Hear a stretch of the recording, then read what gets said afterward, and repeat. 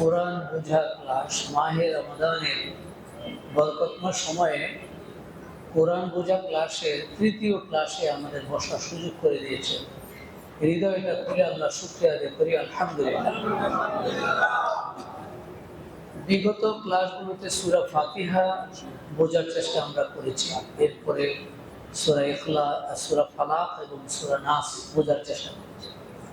আজকে আমরা সূরাতুল ইখলাস এই সূরাটি কিছুটা বোঝার চেষ্টা করব। আল্লাহ তাআলা এর মাধ্যমে আমাদেরকে কি মেসেজ দিয়েছেন, আমাদের কি গাইডলাইন দিয়েছেন। যেহেতু কোরআন হলো হুদাল লিন্নাস, গোটা মানব জাতির জন্য হেদায়েত, হুদাল লিল মুত্তাকিন, মুত্তাকিনদের জন্য হেদায়েত।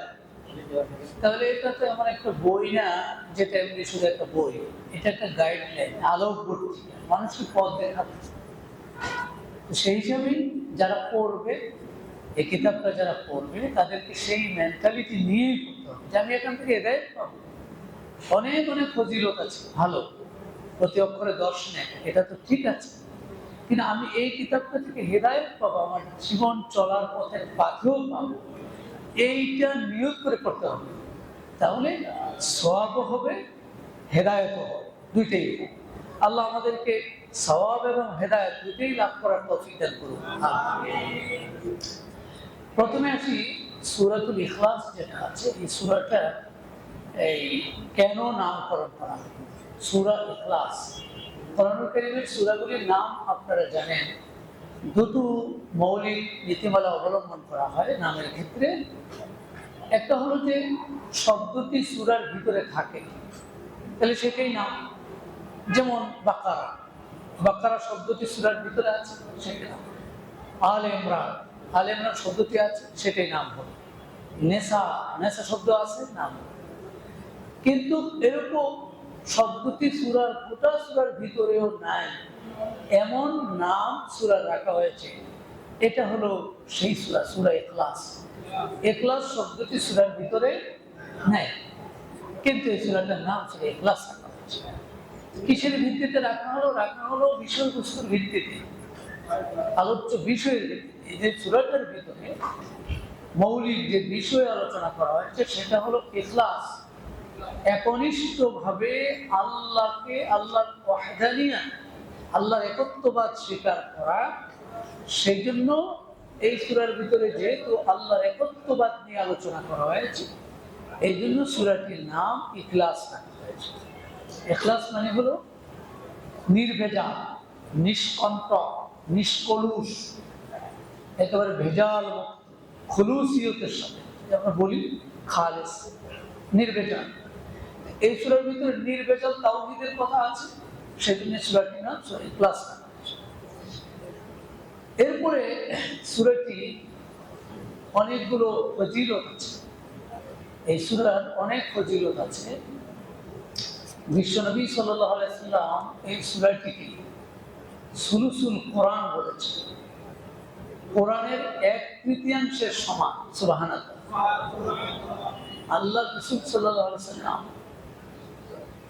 আবু আইয়ুব আনসারী, হাদিসটি আব্দুল্লাহ ইবনে আমর থেকে বর্ণিত, আন্না আবা আইয়ুব আল আনসারী কানা ফি মাজলিস ওয়া হুয়া ইয়াকুল, হযরত আবু আইয়ুব আনসারী একটা মজলিসে বসা, তিনি বলছেন, আল্লাহ ইস্তাতিউ আহাদুকুম আন ইয়াকুমা বিসুলুসিল কোরআন কুল্লা লাইলা, তোমাদের কেউ কি এমন আছে যে একটা রাতে গোটা কোরআনের 3 ভাগের 1 ভাগ করতে পারে, এমন সামর্থ্য কি কারো আছে? তখন সাহাবায়ে কেরাম বললেন, ওয়াহাল ইস্তাতিউ যালিকা, এত বিরাট কোরআনের 3 ভাগের 1 ভাগ এক রাতে পড়ে ফেলা, এটা কি কারোর জন্য সম্ভব হতে পারে? তখন তিনি বললেন, ফাইন্না কুল হুয়াল্লাহু আহাদ সুলুসুল কোরআন, কুল হুয়াল্লাহু আহাদ তাই গোটা কোরআনের 3 ভাগের 1 ভাগ। যে কুল হুয়াল্লাহ সূরাটা পড়লো, সেজন্য গোটা কোরআনের 3 ভাগের 1 ভাগ পড়লো। সুবহানাল্লাহ। এরপরে আরেকটা হাদিস আছে, যেটা বুখারীতে হাদিসটি উল্লেখ করা আছে, সেখানে এই সূরার ফজিলত কেন্দ্রিক হযরত আয়েশা রাদিয়াল্লাহু তাআলা আনহা একটি হাদিস বর্ণনা করেছেন। নবী করিম সাল্লাল্লাহু আলাইহি সাল্লাম একজন ব্যক্তিকে একটা কাফেলার নেতৃত্ব দিয়ে পাঠালেন। وكان يقرأ لأصحابه في صلاته فيختم بقل هو الله أحد। তাকে এই কাফেলার নেতৃত্ব দিয়ে পাঠিয়েছে। সে যখন ইমামতি করে নামাজ পড়ে তখন প্রতি রাকাতে সে কুল হু আল্লাহ পড়ে, সূরা ফাতিহার পর কুল হু আল্লাহ, প্রতি রাকাতে কুল হু আল্লাহ বারবার এটা পড়ে। এখন লোকজন যাকার যালিকা নবী সাল্লাল্লাহু আলাইহি ওয়াসাল্লাম, নবী করিম সাল্লাল্লাহু আলাইহি ওয়াসাল্লামের কাছে এসে সবাই অভিযোগ দিল যে হুজুর, ইমাম যে একজন দিছেন, এই ইমাম তো কুল হু আল্লাহ ছাড়া আর কোনো সূরা পারে না, শুধু সব রাকাতে কুল হু আল্লাহ পড়ে। এখন কি অবস্থা? তখন রাসূল বললেন, শোনো, সালুহু লিআইয়ি শাইইন ইয়াসনাউ যালিক, আচ্ছা তাকে একটু জিজ্ঞাসা করো, সে যে শুধু সব রাকাতে কুল হু আল্লাহ পড়ে কারণটা এটা একটু জিজ্ঞাসা। তখন তারা গিয়ে জিজ্ঞাসা করলো, তখন সে বলল, লিআন্নাহা সিফাতুর রহমান ওয়া আনা উহিব্বু আন আকরা বিহা।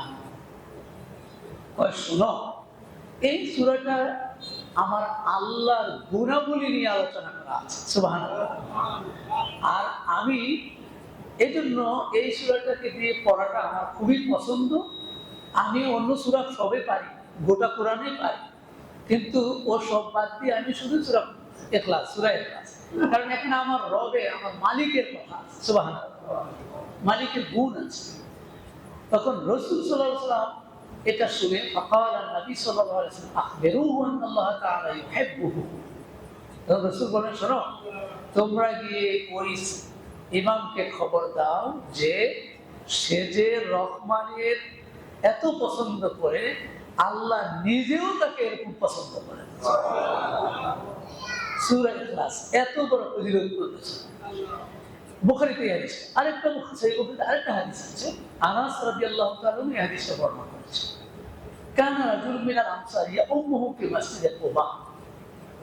মসজিদে কুবায় আনসারী একজন সাহাবী ইমামতি করতেন। মসজিদে কুবা, মসজিদে মদিনায় মসজিদে নববীর পাশেই মসজিদে কুবা আছে, যারা গেছেন নাকি? রাসূলুল্লাহ বলছেন যে যে নিজে পবিত্র হয়ে, বাসা থেকে পবিত্র হয়ে মসজিদে কুবায় গিয়ে 2 রাকাত নামাজ পড়ে, সে যেন একটি উমরার সওয়াব পেয়ে। এত ফজিলত এই মসজিদে গিয়ে 2 রাকাত নামাজ পড়া। সেই মসজিদে কুবায় সে ইমামতি পাইল, ইমামতি করতেছে আনসারী সাহাবী, কিন্তু তার সমস্যা কি? কুল্লামা ইফতাতা সূরা ইয়াকরাউ বিহা লাম লাহু ফিস সালাতি মিম্মা ইয়াকরাউ বিহি ইফতাতাহা বিকুল হুয়াল্লাহু আহাদ হাত্তা ইয়াকরাউ বিহা। সে যত রাকাত পড়ে, প্রতি রাকাতে সূরা ফাতিহার পর সূরা ইখলাস, সাথে আরেকটা সূরা ইখলাস পড়বে, ফাতিহার পর সূরা ইখলাস, এরপর একটা সূরা ইখলাস, একটা সূরা, এইভাবে খালি প্রত্যেক ওয়াক্তে এইভাবে নামাজ পড়া। ওখানে ইয়াসনাউ যালিকা ফি কুল্লি রাকাত, সব রাকাতে এই কাজ করে। ফাকাল্লামু আসহাবু, সাহাবায়ে কেরাম মুসল্লিরা গিয়ে তাকে বলল যে ঘটনা, ইন্নাকা তাফতাহু বিহাদিহি সূরা সুম্মা লা তারা আন্না তাসিউকা হাত্তা তাকরা বিউখরা। আপনি সব রাকাতে এই সূরা ফাতিহা পড়েন, সূরা ফাতিহার পরে সূরা ইখলাস এটা পড়েন, আপনি তো অন্য কোন সূরা, অন্য একটা সূরা তো পড়েন, তো একটা সূরা পড়লেই তো হলো, ইখলাস আবার পড়া দরকার, ফাতিহার পর অন্য একটা সূরা হলেই তো হয়ে যায়, আপনি এটা কেন করেন? তখন সে বলল যে মা আনা বিতারিকিহা ইন আহবাবতু আন আউম্মাকুম বিযালিক ফাআলতু ওয়া ইন কারাহতু তারাকতুকুম। তিনি বললেন যে শোনো, আমি কোরআনের অন্য সূরা পারি, অন্যান্য সব ঠিক আছে, আমি অন্য সূরা পড়বো, কিন্তু ইখলাস বাদ দেবো না, প্রতি রাকাতে আমি ইখলাস করবো, আমার ইমামতি থাকুক বা না থাকুক। তোমরা যদি মনে করো যে আমার ইমাম রাখবা রাখো, আর যদি মনে করো যে এই ইমাম চলবে না, সূরা ইখলাস ছাড়া আর কিছু বোঝে না, তাহলে তোমরা বাদ দিতে পারো। কিন্তু তারা এই ইমাম ভালো, ইমামটা ভালো, ইমামটা বাদ দিতে চায় না। তাহলে তারা সব গিয়া হাজির হইল রাসূলের কাছে যে হুজুর, ঘটনা হলো এই, কি করা যায়? ফাকাল ইয়া ফুলান মা ইয়ামনাউকা আন তাফআলা মা ইয়ামুরু বিকা। বিকে বলল যে শোনো, সবাই চাচ্ছে তুমি অন্য সূরা ইখলাস ছাড়া অন্য সূরা দিয়ে পড়ো, তোমাকে এটা করতে বাধা দেয়, কেন তুমি করো না? প্রত্যেক রাকাতে এটা কেন করো? সে বলল ইন্নী উহিব্বুহা, আমি এই সূরাটাকে সিরিয়াসলি মহব্বত করি। সুবহানাল্লাহ। রাসূল বললেন হুব্বুকা ইয়াহা আদখালাকাল জান্নাহ, এই সূরার ভালোবাসাই তোমাকে জান্নাতে প্রবেশ করায়। এই সূরাটা এত গুরুত্বপূর্ণ, এত দামি। এই সূরাটি এত ফজিলতপূর্ণ সূরা। এই সূরাটি নাজিল হলো কোন প্রেক্ষাপট, কখন, কোন অবস্থায় নাজিল হলো? মাক্কি সূরা না মাদানী সূরা? এই সূরাটা মাক্কি সূরা। অধিকাংশ মুফাসসির বলেছেন সূরাটি মাক্কি সূরা। রাসূলুল্লাহ সাল্লাল্লাহু আলাইহি ওয়াসাল্লামের হিজরতের আগে এটা নাজিল হয়েছে এবং প্রথম জীবনে, রাসূলের প্রথম জীবনে এই সূরাটি নাজিল হয়েছে যখন তিনি প্রথম জীবনে দাওয়াতি কাজ শুরু করেছিলেন। তাওহীদের দাওয়াত, বিশেষ করে তাওহীদের দাওয়াত, আল্লাহর একত্ববাদের দাওয়াত দিচ্ছিলেন। তখনই মানুষ, আরবের মুশরিকরা এইটা বুঝে না, তো কি রে, মানুষ আবার খোদা আবার একজন হয় কেন? এত খোদা লইয়া টিকতে পারি না, আর এক খোদাই চলে ফেলবে। 365টা মূর্তি ছিল কাবাঘরের ভিতরে, সেই কাবাঘরে এত মূর্তি, এরা এত মূর্তি মানে, কিন্তু মুহাম্মদ সাল্লাল্লাহু আলাইহি ওয়াসাল্লাম এসে দাওয়াত দিলেন এক খোদা, এক ইলাহ, এক আল্লাহ, এটা তারা মানতে পারে না। উবাই ইবনে কাব হাদিস বর্ণনা করেছেন, আন্নাল মুশরিকিনা ক্বালু লিন নবী, মুশরিকরা এসে নবীর কাছে বললেন, ইয়া মুহাম্মদ আনসিব লানা রাব্বা, আচ্ছা তুমি যে বলো একজন খোদা, একজন আল্লাহ আছে তোমার, এই আল্লাহর বংশ ধারা একটু বলো, আল্লাহর বংশটা কেমন, আল্লাহ দেখতে কেমন, সাইজ কেমন, নাউজুবিল্লাহ, এত কিছু আয়েশা তুমি আমাদেরকে বলো, তাইলে আমরা হয়তো মানতে পারি। তখন আল্লাহ তাআলা এই সূরাটা নাজিল করে দিলেন। জাবের রাদিয়াল্লাহু তাআলা অনুরূপ একটা হাদিস বর্ণনা করেছেন, এটাও হাদিসটি বুখারীতে আছে।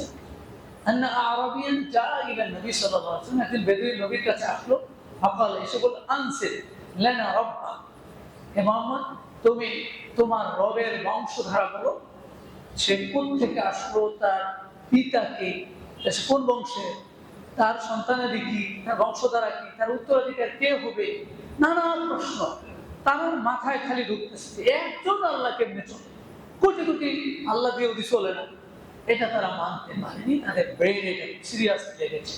তখন আল্লাহ তাআলা এই তাদের নানা প্রশ্নের জবাবে সূরা ইখলাস নাজিল করে দিলেন। এই সূরা ইখলাসের মাধ্যমে আল্লাহ তাআলা জানিয়ে দিলেন যে আল্লাহ একজন, তার মতো আর কেউ নাই। আমরা এই সূরার ভিতরে এখন ঢুকি, দেখি এই সূরায় কি কথা আছে। আউযু বিল্লাহি মিনাশ শাইতানির রাজীম।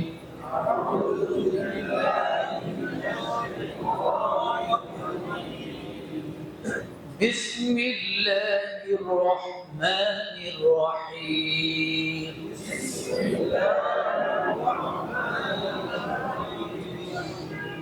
قل هو الله أحد الله الصمد لم يلد ولم يولد ولم يكن له كفوا أحد।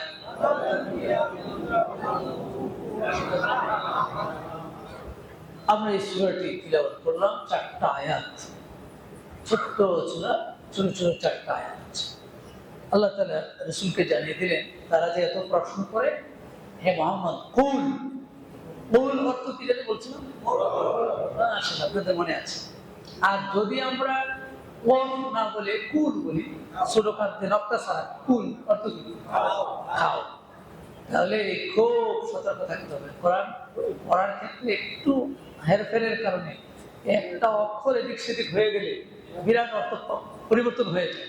যেমন দেখুন সূরা, আমরা যে দোয়ায়ে কুনুত করি, আল্লাহুম্মা ইন্না নাস্তাঈনুকা ওয়া নাস্তাগফিরুকা করি না, দোয়ায়ে কুনুত আছে, সেখানে আছে ওয়া নাশকুরুকা ওয়া লা নাকফুরুকা, আপনার শুকরিয়া আদায় করি আল্লাহ, আপনার কুফরি করি না, লা নাকফুরুকা। আর আপনি যদি করেন ওয়া নাশকুরুকা ওয়া লা নাকফুরুকা, টান ছাড়া, ওয়া নাশকুরুকা ওয়া লা নাকফুরুকা, আপনার শুকরিয়া আদায় করি এবং অবশ্যই আপনার কুফরি করি। দেখছেন ঈমান থাকে শুধু একটা টান, লানাক করুক, আর আপনি যদি টান না দিয়ে লানাক করুক, অবশ্যই কুফরি করি। কত চেঞ্জ, বিরাট রক্ত চেঞ্জ হয়েছে। এজন্য কফ আর কাফ খুব খেয়াল করতে হবে। বল হে নবী আপনি বলুন, এই সম্বোধনটা নবীকে লক্ষ্য করে আল্লাহ বলছেন আপনি বলুন। তো রাসূল যেহেতু তিনি প্রশ্নের সম্মুখীন হয়েছেন, আল্লাহর বংশ দ্বারা বলা লাগবে তো, এই জন্য রাসূলকে লক্ষ্য করে আল্লাহ বলছেন আপনি বলে দিন মুশরিকদের কাছে। কিন্তু এই খেতাব সম্বোধনটা সকল মুমিনদের জন্য, দুনিয়ার কিয়ামত পর্যন্ত যত মানুষ, যত মুমিন আসবে সবার জন্য প্রযোজ্য। হে মুমিনেরা তোমরা বলো, তুমি বলো, কি বলো? হুয়াল্লাহু আহাদ, হুয়াল্লাহু আহাদ, হুয়াল্লাহ তিনি আল্লাহ, হুয়াল্লাহ তো তিনি আল্লাহ, আহাদ এক না একক, বাংলা অর্থ করবেন একক। ওয়াহিদুন আরবিতে ওয়াহিদুন মানে এক। তো এক বললে এক মাদ্রাসা, এক মসজিদ, এক দেশ, তো দুই দেশ হবে, তিন দেশ হবে, চার দেশ, এক দুই তিন এরকম বলে। কিন্তু যখন আপনি আহাদ বলবেন তখন সেটার অর্থ হলো একক, লা মিসলা লাহু ওয়ালা নাযীরা লাহু ওয়ালা শাবীহা লাহু ওয়ালা মাসীলা লাহু, তার মতো অনুরূপ আর কিছু নেই। সুবহানাল্লাহ, এত চমৎকার শব্দ আল্লাহ চয়েস করেছেন। এভাবে আপনি বলে দিন হুয়াল্লাহ তিনি আল্লাহ, তিনি আল্লাহ, আহাদ তিনি একক। এই আল্লাহটা হলো একক, স্বতন্ত্র, লা শারীকা লাহু, তার কোনো শরীক নেই। এই আল্লাহ শব্দটা আরবের মুশরিকদের কাছে কিন্তু চেনা ছিল।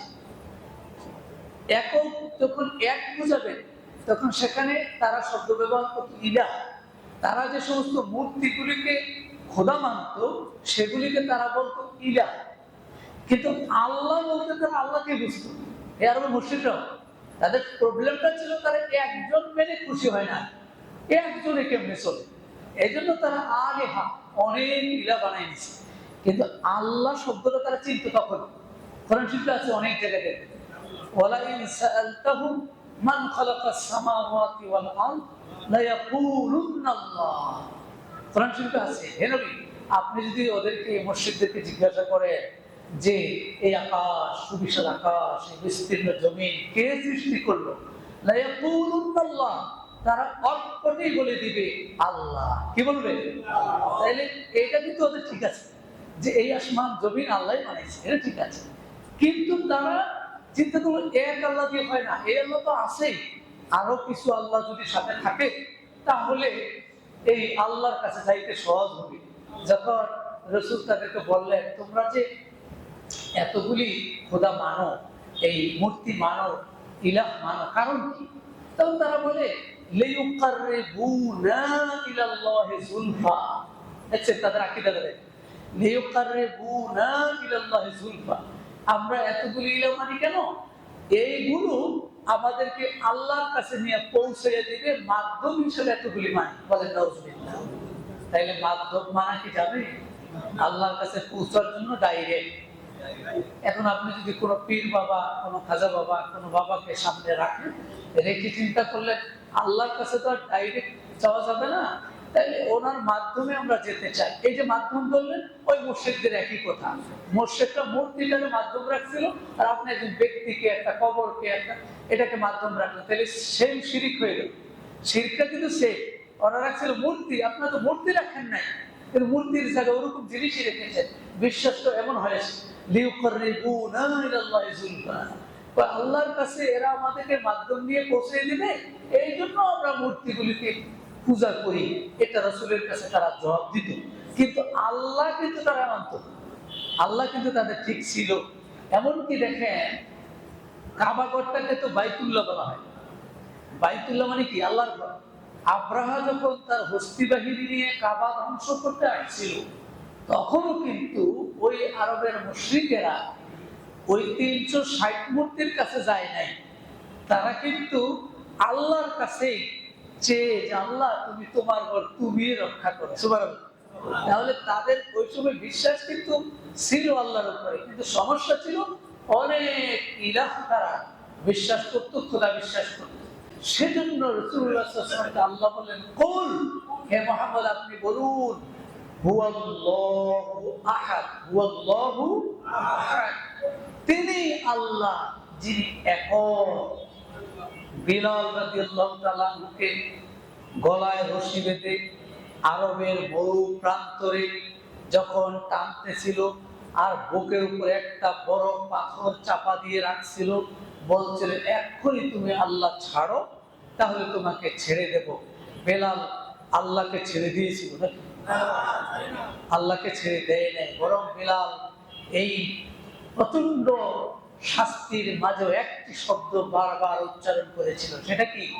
আহাদ, আহাদ, আমার আল্লাহ একক, একক। আমি আমার কলিজা ছিঁড়ে যেতে পারে, আমি আল্লাহকে ছাড়তে পারবো না। সুবহানাল্লাহ।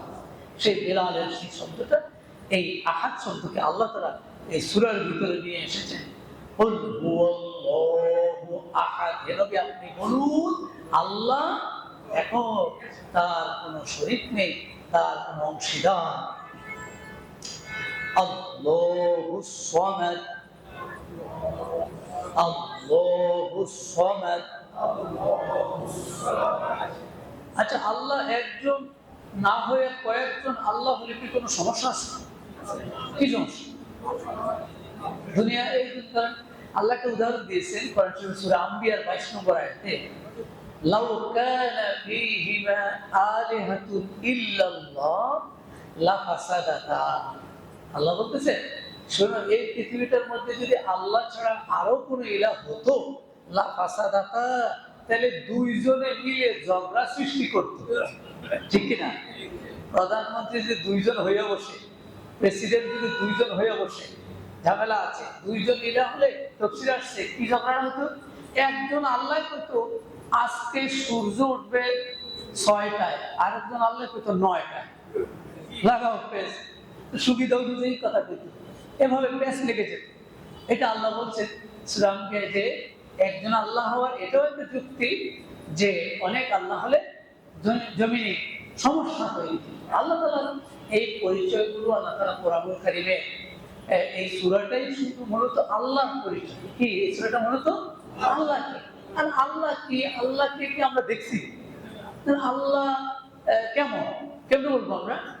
কোরআন শরীফে এই সূরা, যেমন সূরা বাকারা, সূরা আয়াতুল কুরসি পড়ি, আয়াতুল কুরসি একটা আছে না, সেখানে আল্লাহ পরিচয় আছে, আল্লাহু লা ইলাহা ইল্লা হুয়াল হাইয়ুল কাইয়্যুম লা তাখুযুহু সিনাতুন ওয়ালা নাওম। আল্লাহ হলেন তিনি যিনি চিরঞ্জীব, চিরস্থায়ী, তাকে কোনো তন্দ্রা নিদ্রা কোনোটাই ধরে না। সেনা মানে হলো লা তাখুযুহু সিনাতুন ওয়ালা নাওম। সেনা মানে কি? আমাদের দুইজন বাইরে একটু সেনায় ধরছে আর কি, আমি দেখি সেনায় ধরে। সেনা মানে হলো নাওমের আগেরটা, ঘুম ঘুম ভাব, ঘুম ঘুম ভাব। আল্লাহকে ঘুম ঘুম ভাবেও ধরে না, নাওমেও ধরে না। নাওম মানে হলো ঘুম, এটা হলো আল্লাহ। আবার সূরা হাশরের শেষ 3 আয়াতে দেখবেন, ওয়াল্লাহুল্লাযী লা ইলাহা ইল্লা হু আলিমুল গায়বি ওয়াশ শাহাদাতি ওয়ার রাহমানুর রহিম। ওয়াল্লাহুল্লাযী লা ইলাহা ইল্লা হু আল মালিকুল কুদ্দুসুস সালামুল মুমিনুল মুহাইমিনুল আজিজুল জব্বারুল মুতাকাব্বির সুবহানাল্লাহি আম্মা ইউশরিকুন। ওয়াল্লাহুল খালিকুল বারিউল মুসাওবিরু লাহুল আসমাউল হুসনা ইউসাব্বিহু লাহু মা ফিস সামাওয়াতি ওয়াল আরদ ওয়া হুয়াল আজিজুল হাকীম। একবার পুরো আল্লাহ চিত্রটা আপনি একটু চোখ বন্ধ করে যদি এই দুটো জায়গা আপনি যদি একটু পড়েন অর্থগুলো, আল্লাহকে আপনি দেখতে পাবেন, আল্লাহকে অনুভব করা যাবে। আল্লাহ নূরুস সামাওয়াতি ওয়াল আরদ। কোরআন শরীফে একটা সূরার নাম সূরা নূর, সেখানে আল্লাহর পরিচয়, আল্লাহ নূরুস সামাওয়াতি ওয়াল আরদ। আল্লাহ হলেন আকাশ এবং জমিনের নূর, বলেন সুবহানাল্লাহ। আকাশ এবং জমিনের যেদিকে তুমি তাকাবে আল্লাহকে দেখতে পাবে, সুবহানাল্লাহ। আল্লাহ এত নিদর্শন আকাশ জমিনে আছে, তুমি আল্লাহকে অনুভব করতে পারবে। তাই আল্লাহর পরিচয় মূলত সূরা ইখলাস, কুল হুয়াল্লাহু আহাদ আল্লাহুস সামাদ। আল্লাহ হলেন সমাদ। সমাদ মানে কি? সমাদের তো অনেক অর্থ। সমাদের আব্দুল ইবনে আব্বাস রাদিয়াল্লাহু তাআলা আনহু বলেছে, as-samad হলো আল্লাযী ইয়াসমুদু ইলাইহিল খালায়েক ফি হাওয়াইজিহি ওয়া মাসাইলিহি। তিনি এমন একটি সত্তা যিনি বাংলা আমরা অর্থ করি অমুখাপেক্ষী।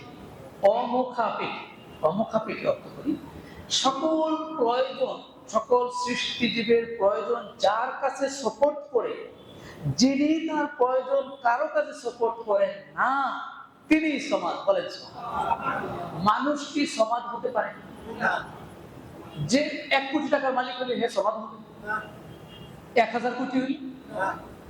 যত টাকারই মালিক হোক, যত বড় রাজ্যের অধিপতি হোক, সে কারো না কারোর কাছে একটু হলেও নির্ভর করতে হয়। মাননীয় প্রধানমন্ত্রী আছে না নাই? এখন তো নাই, ছিল আর কি। মাননীয় প্রধানমন্ত্রী ধরেন বের হবে, এক জায়গায় যাবে, ড্রাইভারটা লাগবে না? ড্রাইভার লাগবে। তাহলে ড্রাইভারের উপরে তো ওনার একটু নির্ভর করা লাগে। সারা ঢাকা শহরের সুইপার গুলি যদি স্ট্রাইক করে 1 সপ্তাহ, ডক্টর ইউনূস কি করবে? তো তাড়াতাড়ি বাবারা তোমরা কি লাগবে কর। 1 সপ্তাহ লাগবে না মনে হয়, 2 দিন করলে ঢাকা শহর অচল হয়ে যাবে, অর্থাৎ দুর্গন্ধে আর থাকা যাবে। তার মানে হলো সমাজ হতে পারে একমাত্র আল্লাহ, তিনি ছাড়া হয়তো সমাজ হতে পারে না। এই জন্য অমুখাপেক্ষী হওয়া, গায়রে মুহতাজ, অভাবী নয় এমন কেউ নয়, একমাত্র আল্লাহই সমাজ। তাহলে আল্লাহর একটা পরিচয় এখানে পাওয়া গেল, আল্লাহুস সামাদ। লাম ইয়ালিদ ওয়া লাম ইউলাদ।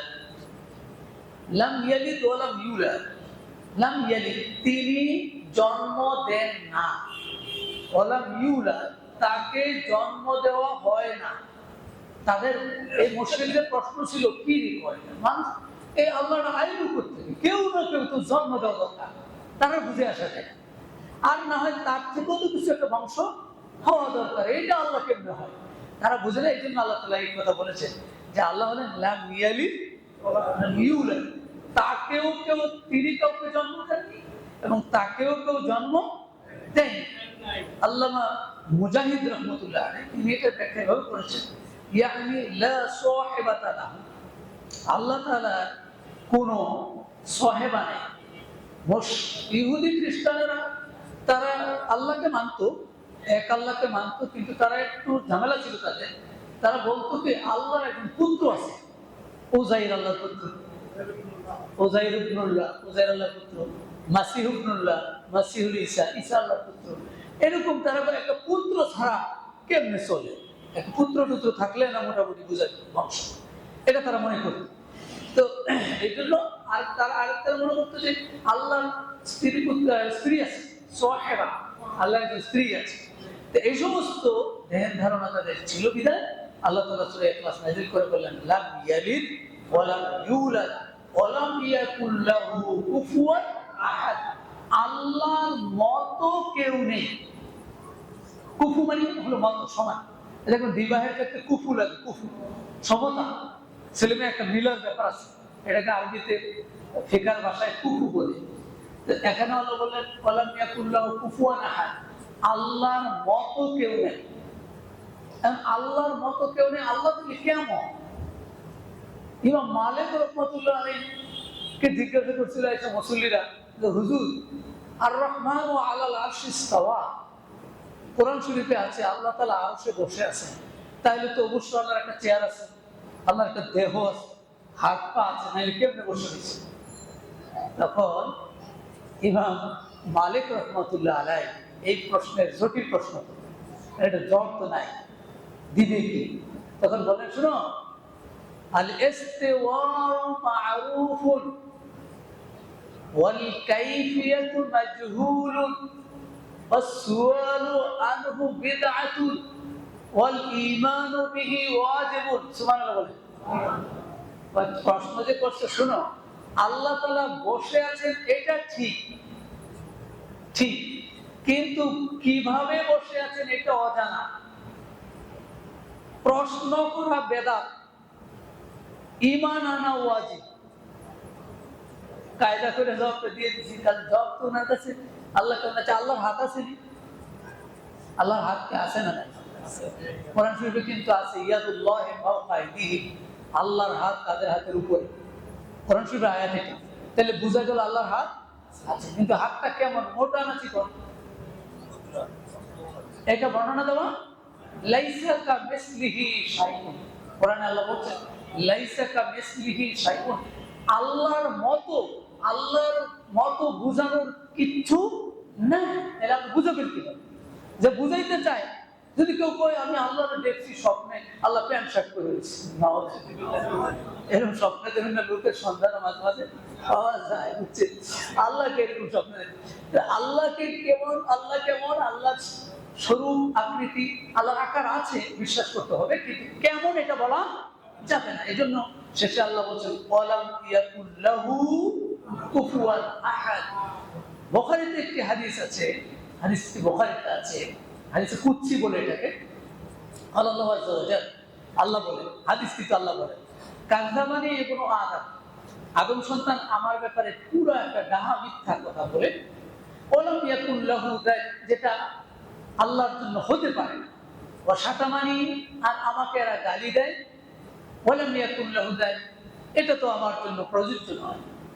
ফাআম্মা তাকযীবুহু, তারা আমার ব্যাপারে যে মিথ্যা করে, সেটা কি?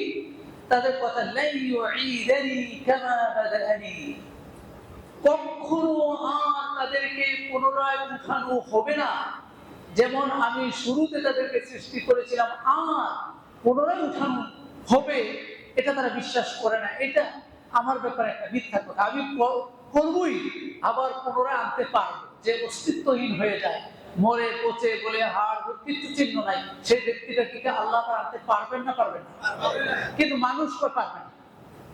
তখন মানুষকে পারবে না, এই জন্য আল্লাহ কি, এটা আমার ব্যাপারে একটা বিরাট মিথ্যা। আর আরেকটা ওয়াম্মা শাকাবহু ইয়া, আমার গালি দেয়, আমার দ্বারা গালি দেয়, সেটা কি? ইত্তাখাযাল্লাহু ওয়ালাদ, আল্লাহ তাআলা সন্তান গ্রহণ করেছে, এটা আমার জন্য একটা গালি। বলে নাউযুবিল্লাহ। ওয়া আনাল আহাদুস সামাদ, আল্লাহ কয় আনাল আহাদুস সামাদ, আমি হলাম একক এবং অমুখাপেক্ষী, লাম আলিদ ওয়া লাম উলাদ, আমি কাউকে জন্ম দেই নাই এবং আমাকেও কেউ জন্ম দেয়নি, ওয়া লাম ইয়াকুল লি কুফুয়ান আহাদ। তাহলে আমরা আল্লাহর ব্যাপারে কি এই সূরার মাধ্যমে কিছুটা ধারণা পাইছি না পাই নাই? তাহলে এই বিশ্বাস আমাদের যে আমাদের রব আল্লাহ এক ও একক, তার কোনো শরীক নেই, তার মতো কেউ নেই, তিনি কাউকে জন্ম দেননি, তার কারো কাছ থেকে জন্মও নেননি, তিনি একজন অভিনব সত্তা। সেই অভিনব সত্তার উপরে আমরা বিশ্বাস করেছি। আল্লাহ রাব্বুল আলামিন সূরা ইখলাসের এই তাওহীদের যে চরম একটি বিশ্বাস আকীদা এই সূরার মাধ্যমে দেওয়া হয়েছে, সেভাবে আল্লাহকে বিশ্বাস করার তৌফিক আমাদেরকে দান করুন বলে আমিন। আসসালামু আলাইকুম ওয়া রাহমাতুল্লাহি ওয়া বারাকাতুহু।